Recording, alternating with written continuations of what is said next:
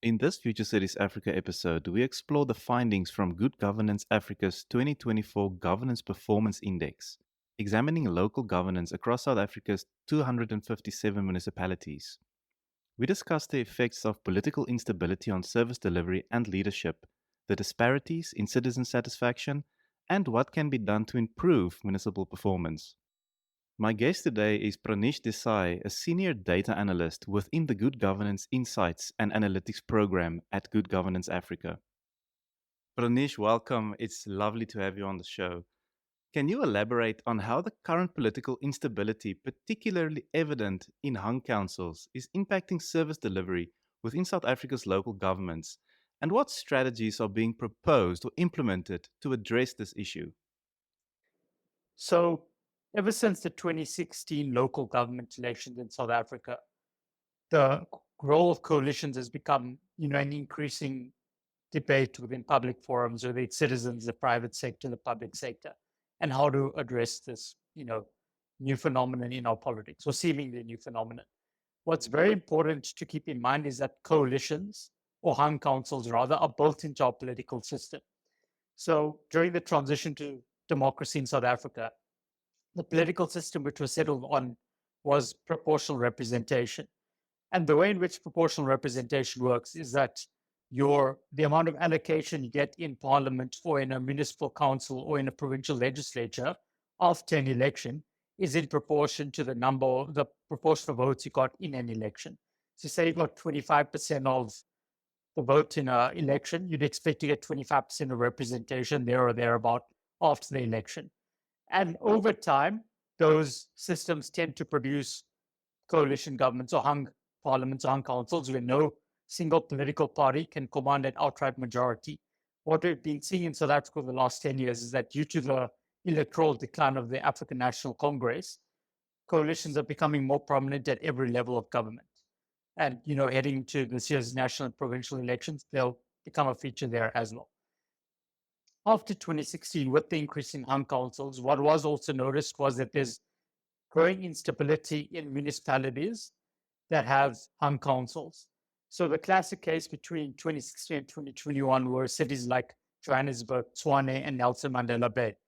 And then what happened nationally after the 2021 local elections was you again had a big increase in the number of hung councils.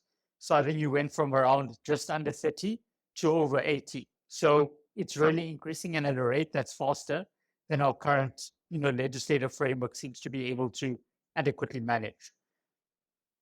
Now, what has been happening is that in areas where coalitions are present, or hung councils rather are present, there's increasing political instability, partly because political parties are clearly unable to deal with this in a particularly mature way.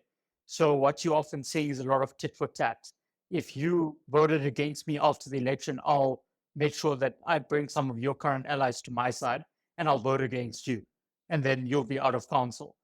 Now, the governance impact of that is that due to the instability, municipal officials are increasingly unsure what decisions to actually implement. It's much harder now to pass things like budgets, which are critical for the functioning of basic services, or building new infrastructure or maintaining infrastructure, addressing concerns like potholes, or paying off key municipal officials for departments. These things, there's increasing instability there, and that has a governance impact. What we're seeing, especially in South Africa's economically dominant Gauteng province over the past few years, is that, governance problems, it's taking longer and longer to address, primarily because there's a lot of uncertainty around who's actually making the decisions and with what authority, and for how long will those political officials actually be in place before, another party actually comes in for a brief period of time. And so a lot of this churn is having a governance impact, and citizens are increasingly seeing that in the quality of services that they're getting, even in, historically advantaged parts of South Africa like Gauteng province. The report highlights a significant disparity in citizen satisfaction levels across provinces, with the Western Cape exhibiting notably higher satisfaction rates compared to others. Could you delve into the factors contributing to this discrepancy and how they correlate with governance performance indicators? Across the board, citizen satisfaction with municipal governance is quite low. The Western Cape does have the highest average municipal satisfaction over a 10-year period between 2010 and 2011, but it's only around 43%, which means less than half of citizens in that province that was sampled by the Human Sciences Research Council were satisfied. The national average is 30%, so only 3 in 10 South Africans over that same time period were satisfied with municipal performance. There does appear to be some relationship between municipal satisfaction levels and the quality of governance in a province. So to use two examples, the Western Cape is the province where GJ observes the highest average municipal functionality when we assess the extent to which municipalities are fulfilling their constitutional mandate, especially with regard to key dimensions of governance like administration, planning, monitoring, and evaluation, leadership, and especially in the South African case, service delivery.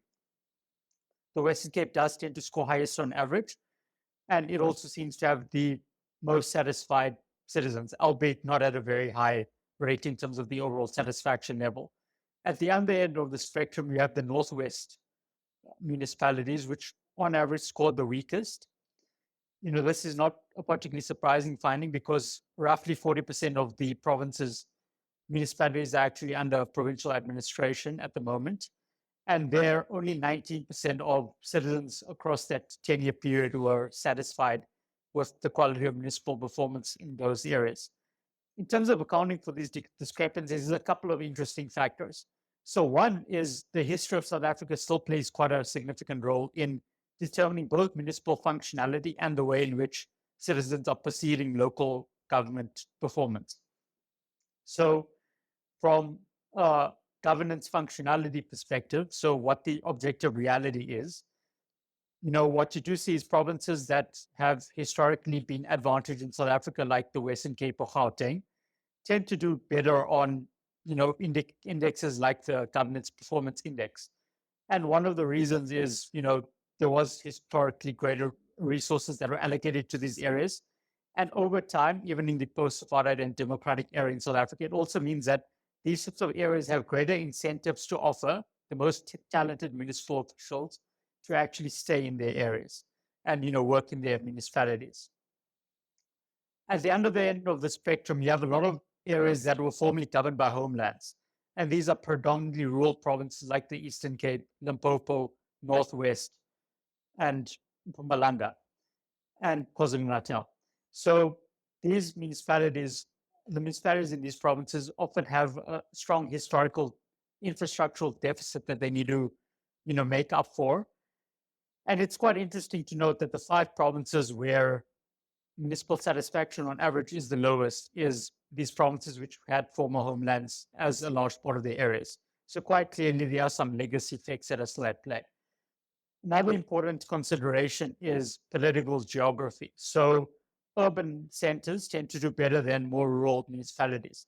And some of these effects might be seen in the fact that perhaps municipal councils find it much harder to stretch their authority the less densely populated an area is. So here it's about the incentives that are there to ensure that infrastructure is maintained and built up.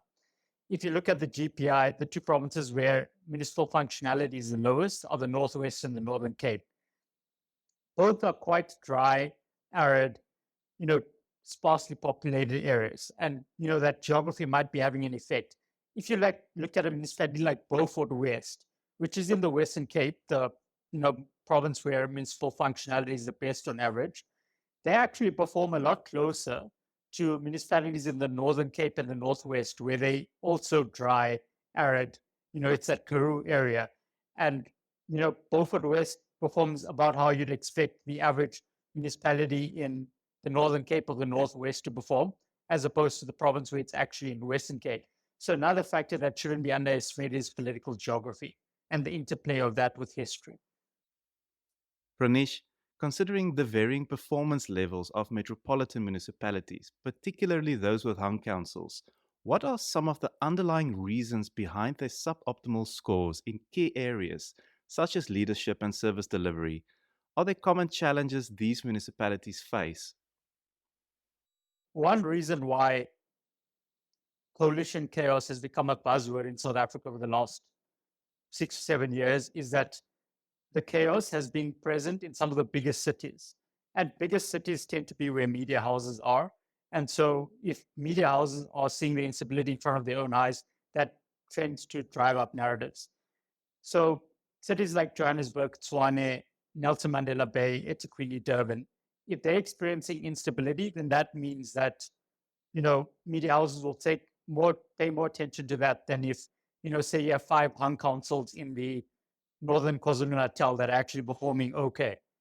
Because, there's not that much media coverage or attention on those 5 little municipalities in the northern KZN. But there have been some significant challenges, and some of them linked to the fact that municipal officials don't quite know what decisions to implement due to a lot of turbulence. But another component of it is that political parties aren't using all the best mechanisms that are available to them to ensure that there is stability of some sort. So there's an interesting case study whereby after the 2016 local elections, the 3 big Gauteng metros, those are Johannesburg, Tshwane, and Ekurhuleni, all of whom have about the same population size. They're all in the 4 million to 5 million range, there or thereabouts. Each of them had hung councils for the first time in South Africa's democratic history, but they dealt with it in different ways. So, for example, Johannesburg and Tshwane opted to not have formal coalition arrangements. Instead, what they had was something called confidence in supply, where votes happen on a case-by-case basis. So maybe parties can vote together on budgets, but if it's on municipal appointees, they can oppose that. So that creates an element of uncertainty, even though you have a sort of informal arrangement in place there. By contrast, Ekurhuleni went for a formal coalition arrangement. And what that meant was between 2016 and 2021, there was a lot more clarity among coalition political parties about what to expect and when.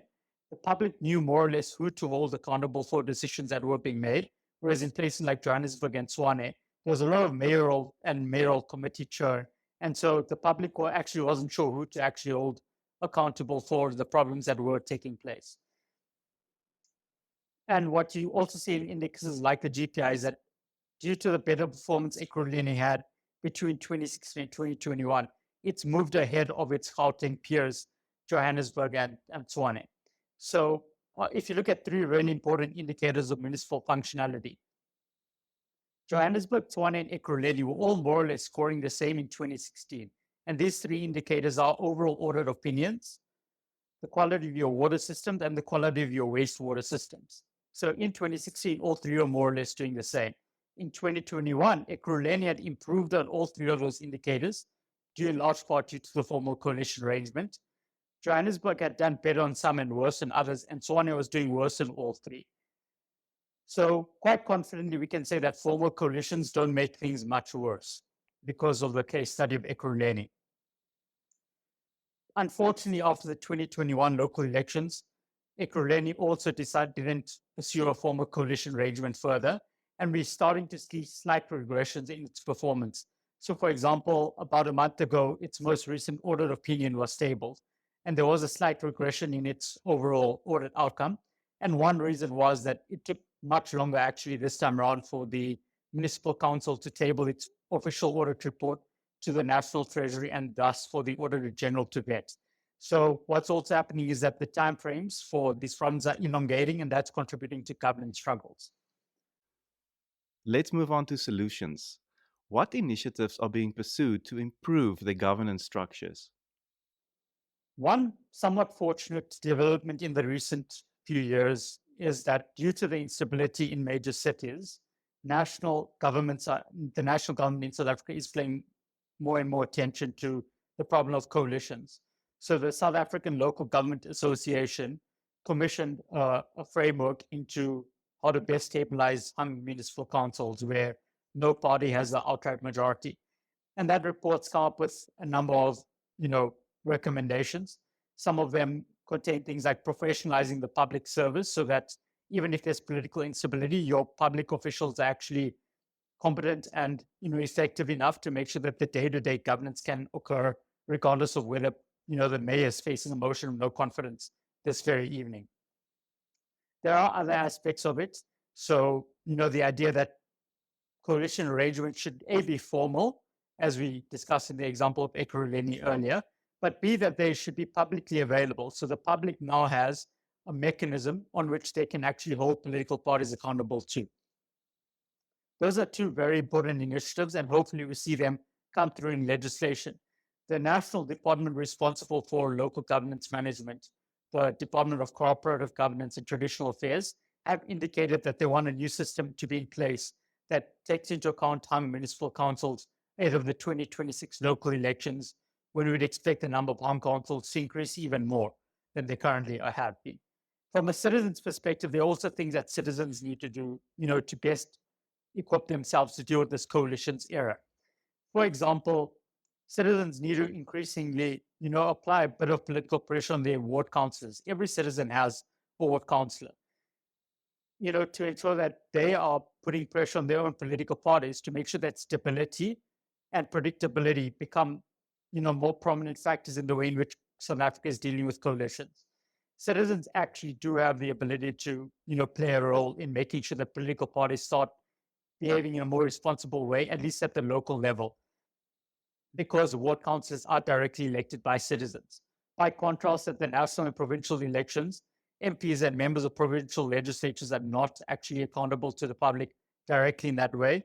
And so, there are more reasons why there are bigger barriers for entry for citizens if South Africa gets a national provincial coalition government down the line. But at the local level, at least there are mechanisms whereby citizens can play more of a role. And not only is it, placing more political pressure on ward councillors themselves, but it's also citizens getting more involved in existing institutions like ward committees, where we've seen participation rates by citizens dwindling in recent years. And that's also been accompanied by a general decline in the satisfaction which citizens have with South African democracy. So from a governance perspective, from a political party's perspective, from a citizen's perspective, there are a number of things which each of these arms and critical arms can do to make sure that hung councils are better managed in the future. The GPI rankings for local municipalities reveal disparities not only across provinces, but also within different municipality types: secondary cities, large towns, small town, mostly rural. Could you provide insights into the systemic issues contributing to these disparities? And are there any notable success stories or innovative approaches from top performing municipalities that others could learn from? One thing about the South African system of local governance is that it's very complex, and that's partly a function of how complex South African history is. So, in the late 1990s and early 2000s, what happened was that the National Treasury needed a framework within which to distinguish between different sorts of municipalities, even within the large scale municipal categories that it had identified was the Department of Local Government, as it was called at the time. So what they did is they have three main overarching categories of local government in South Africa. There's category A, which are the big metros. So these are places like Johannesburg, Cape Town, big cities, big budgets, large populations. And they have quite a lot of authority over things that happen in their areas. For the rest of the country, and currently about 60% of the country doesn't live in metros. For the rest of the country, there's a two-tier system of local government, where you have district municipalities, of which there are 44 in South Africa, and they're mainly divided into two types. There's those which have water services authority, and those are usually in the more rural provinces like the Eastern Cape, like your Limpopo's, like KwaZulu-Natal's. And then you have non-water source water services authority category C district municipalities. And these you tend to find in provinces like the Western Cape and Gauteng, which tend to have better infrastructural, frameworks around them. Finally, you have the local municipalities, and these are the closest municipal structures that are to the everyday citizen in most of the country. And there are 205 of those in South Africa. Now, in a lot of provinces, they are responsible for water services authority. In provinces like, Gauteng, the Western Cape, in Mpumalanga, they're responsible for, water services authority, and, provinces like the Northern Cape as well. Now, as my explanations indicated, quite clearly history played a big role in how, these discrepancies were identified by the government in the early 2000s. But even within local municipalities, there's more divisions than just this water services authority classification. What they did was they classified between secondary cities, which are places like, Stellenbosch, Parel in the Western Cape, or places like Msunduzi, Pietermaritzburg in KwaZulu-Natal. And these are quite populous areas that have quite a lot of infrastructural resources from history, but also quite large budgets due to the amount of population that they actually have to service. Then you have large towns, and these are again, quite prominent in the slightly more urban provinces, as are small towns. So these are categories B2 and B3. And finally, you have category B4. These are mostly rural municipalities, and you only really find them in provinces like the Eastern Cape, in KwaZulu-Natal, in these sorts of provinces. So across the board, these discrepancies play a pretty big role in understanding how municipal functionality works in South Africa today.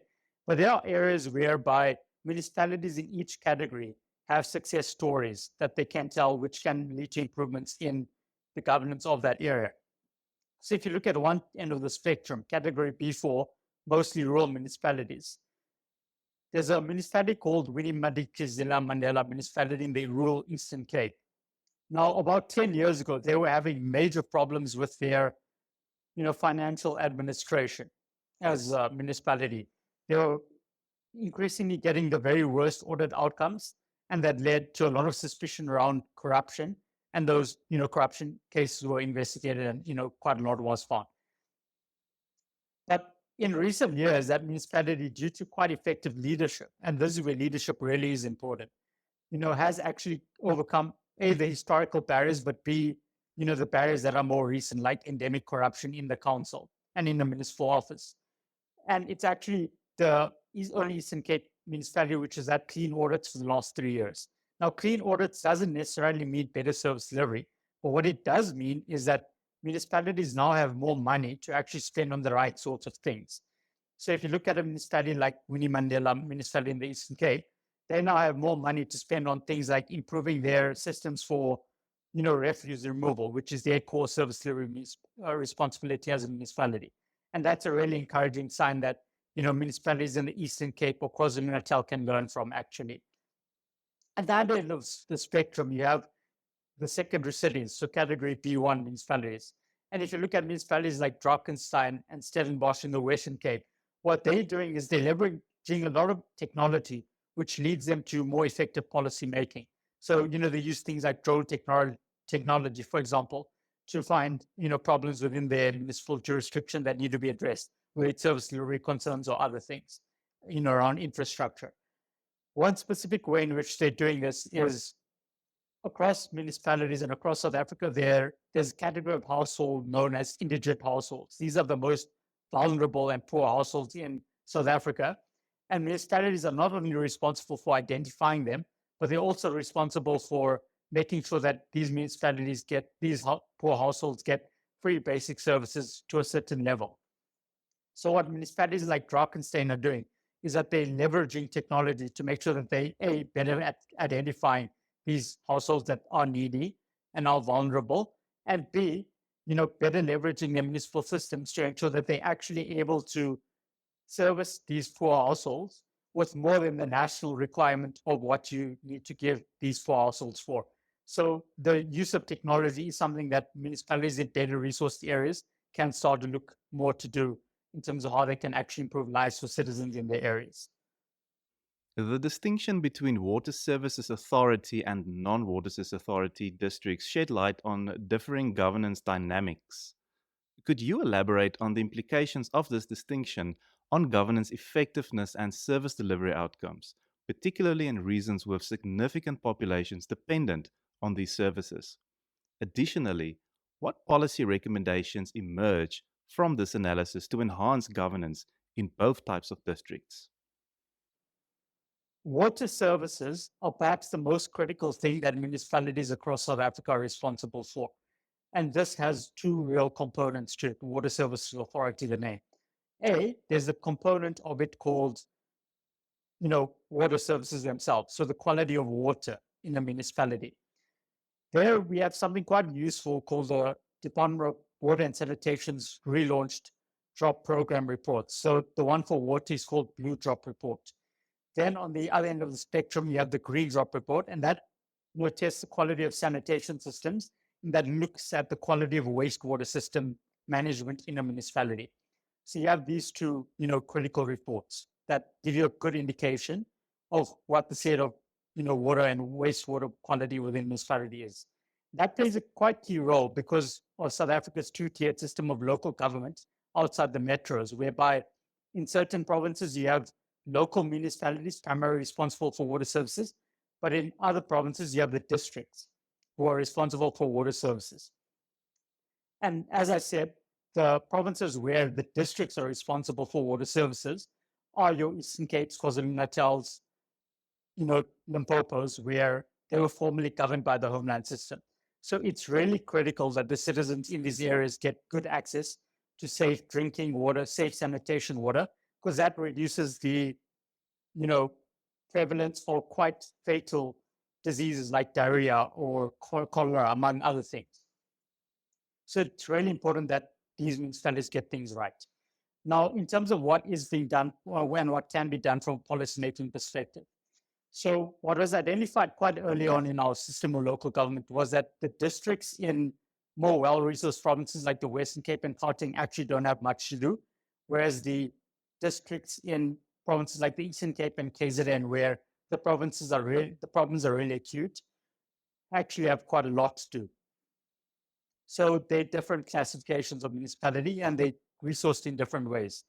One area of concern was that despite the fact that they don't have much to do in provinces like Gauteng and Western Cape, you still have actually quite a big chunk of salary going to these sorts of districts. So I think what the national government has been trying to do in recent years is pilot something called the district development model, whereby these districts in both water services and non-water services areas are responsible for a lot of coordination. So potentially that might, lead to some improvements because you're actually giving the districts across the country more of a defined role. But what might also be helpful is, especially in your more rural provinces, giving some more authority and capacity to the local municipalities, not necessarily over water and sanitation, but in terms of the sort of resources that you delegate to these sorts of authorities, so that there's greater visibility among citizens that actually our local municipality has a role that is key beyond just waste removal. Meanwhile, we know that our districts are responsible for water services. So that's one thing that can be encouraged more and more. The second thing that can be encouraged more and more is a reevaluation of, the role of how water services authorities are determined. So because of the way in which infrastructure has been rolled out in South Africa historically, it means that many provinces still have large areas that don't have things that a lot of people living in cities take for granted, like piped water inside their building or a flush toilet inside their building.